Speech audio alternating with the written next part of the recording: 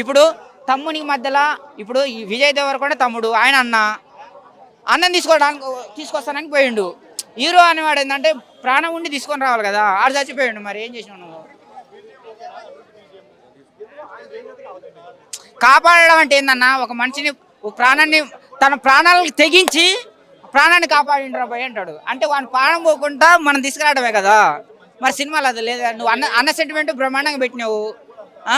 మరి వాడిని బతకకుండా తీసుకురాలి కదా. మోసం చేసినట్టు కూడా ఎక్కడ లేదు. అదే అందు గురించి మనం ఏం చెప్పలేమన్నా. నీ సినిమా ఫ్లాప్ అని చెప్తలేను. బతకాలి, సినిమా బతకాలి. ఈ విజయ్ మంచి ఇట్టు కొట్టాలని నేనొక్కని ఇట్టు అంటే కాదు కదా.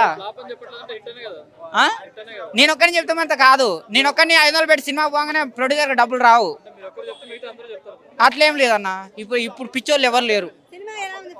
హెవీగా ఉంది మేడం. ఆయన ఫ్యాన్స్ నచ్చితేనేమో హిట్ అవుతుంది, లేకపోతే పట్టు అవుతుంది.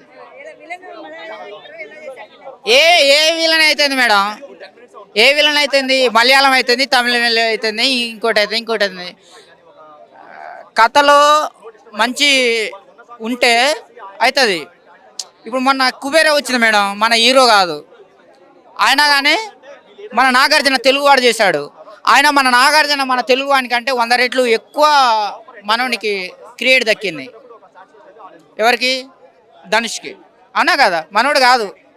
అంటే మన తెలుగు వాళ్ళు ఏంటంటే మంచిని తప్పకుండా స్వీకరిస్తాం. అది ఏవి ఉంది మేడం. ఇప్పుడు సినిమా అనేది అందరికి నచ్చాలి, అందరికి నచ్చేలాగా బాగా మనం ఎట్లా ఎట్లా చెప్పగలుగుతాం మేడం. ఇప్పుడు బాగా మనకు ఉల్లాసంగా ఉత్సాహంగా ఉందంటే మొన్న అది వచ్చింది, మన పవన్ కళ్యాణ్ సినిమా చెప్పినాం. మనకు అనిపించాలి కదా ఫస్ట్. మన మీద మనకు నమ్మకం ఉంటే మనం ఏమైనా చెప్పగలుగుతాం. మనకే నమ్మకం లేదు కదా. అవునా కదా. ఇప్పుడు ఫస్ట్ నా మీద నాకు నమ్మకం ఉంటే అవతల వానికి చెప్తా.